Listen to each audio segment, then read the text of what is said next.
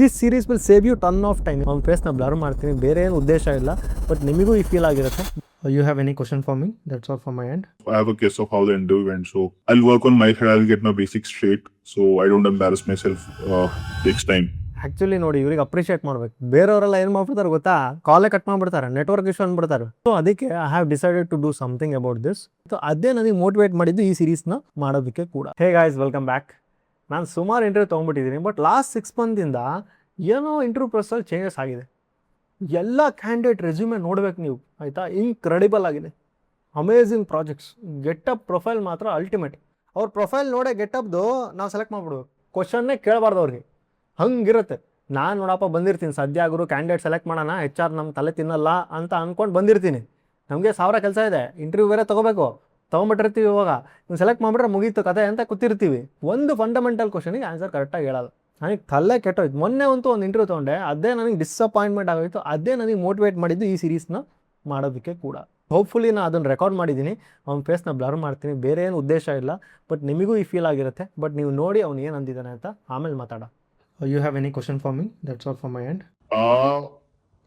Not right now. I think I have a guess of how the interview went, so I'll work on my head. I'll get my basics straight, so I don't embarrass myself next time. Sure. Actually ನೋಡಿ, ಇವ್ರಿಗೆ appreciate ಮಾಡ್ಬೇಕು. ಬೇರೆಯವರೆಲ್ಲ ಏನು ಮಾಡ್ಬಿಡ್ತಾರೆ ಗೊತ್ತಾ, ಕಾಲೇ cut ಮಾಡಿಬಿಡ್ತಾರೆ, network issue ಅಂದ್ಬಿಡ್ತಾರೆ, ಆಯಿತಾ? ನಿಮಗೆ ಈ ಥರ ಎಕ್ಸ್ಪೀರಿಯನ್ಸ್ ಆಗಿದ್ರೆ ಕಮೆಂಟ್ ಮಾಡಿ, ಓಕೆನಾ? ಬಟ್ ಆದರೆ 100% ಶೋರ್ ನೆಕ್ಸ್ಟ್ ಇಂಟರ್ವ್ಯೂ ನೀವು ಸಖತ್ತಾಗೆ ಮಾಡಿರ್ತೀರ ಯಾವತ್ತು, ಅಲ್ವಾ? ಬಟ್ ನಾನು ಒಂದು ಪ್ಯಾಟ್ರನ್ ನೋಡ್ಕೊಂಡು ಬಂದಿದ್ದೀನಿ ರೀ. ಹೆಂಗೆ ಗೊತ್ತಾ, 2025ಇಂದ 2026ಅಲ್ಲಿ AI tool has made incredibly easy to build a project. ಹಾಗಾಗಿ ಏನಾಗ್ಬಿಟ್ಟಿದೆ, ಎಲ್ಲರೂ AI ಟೂಲ್ ಯೂಸ್ ಮಾಡ್ಕೊಂಡು ಪ್ರಾಜೆಕ್ಟ್ ಬಿಲ್ಡ್ ಮಾಡ್ತಾರೆ. It is not bad. I also use AI tools. Everyone should use AI tools, ಅಲ್ವಾ? ಪ್ರಾಬ್ಲಮ್ ಏನಾಗಿದೆ ಅಂದರೆ, ಇವಾಗ AI tool use ಮಾಡ್ಕೊಂಡು ಕೋಡ್ ಬರಿತಾ ಫಂಡಮೆಂಟಲ್ಸ್ ಮರಿತಾ ಇದ್ದಾರೆ. AI ಟೂಲ್ ಯೂಸ್ ಮಾಡ್ಕೊಂಡು ಕೋಡ್ ಬರೀತಿದ್ದಾರೆ, ಫಂಡಮೆಂಟಲ್ಸ್ನ ಮರಿತಿದ್ದಾರೆ. ಹಾಗಾಗಿ ಅದೇ ಎಲ್ಲದಕ್ಕೂ ರೀಸನ್ ಆಗಿರೋದು. ಇಂಟರ್ವ್ಯೂ ಯಾರೂ ಕ್ರ್ಯಾಕ್ ಮಾಡೋಕ್ಕಾಗ್ತಾ ಇಲ್ಲ.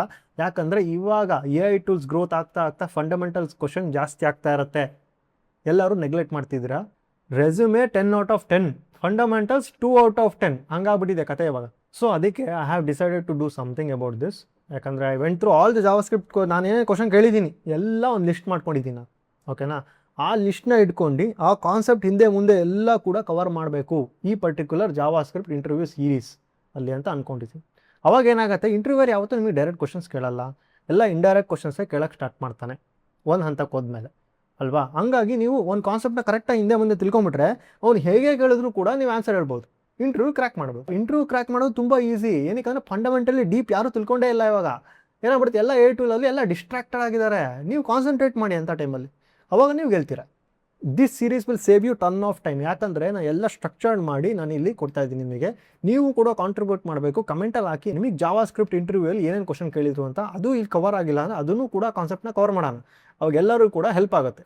50 ರ್ಯಾಂಡಮ್ ವೀಡಿಯೋಸ್ ನೋಡೋಕ್ಕಿಂತ ಈ ಒಂದು ಸೀರೀಸ್ ಕರೆಕ್ಟಾಗಿ ನೀವು ನೋಡಿಬಿಟ್ರೆ ಫ್ರಂಟ್ ಎಂಡ್ ಇಂಟರ್ವ್ಯೂ ಕೂಡ ಆರಾಮ್ಸೆ ಕ್ಲಿಯರ್ ಮಾಡ್ಬೋದು. ನೀವು ಒಂದೊಂದೇ ಕವರ್ ಆಗ್ತಾ ಹೋಗ್ತೀವಿ. JavaScript, next React is link to JavaScript, next JS, Angular ಎಲ್ಲ ಕವರ್ ಮಾಡ್ಬೋದು. ಒಂದು ಕರೆಕ್ಟಾಗಿ ಬೇಸಿಕ್ ಕಲ್ತ್ಕೊಂಡ್ಬಿಟ್ರೆ ಆಮೇಲೆ ಎಲ್ಲ ಕವರ್ ಮಾಡ್ತಾ ಹೋಗ್ಬಿಡೋದು, ಈಸಿ ಆಗಿಬಿಡುತ್ತೆ.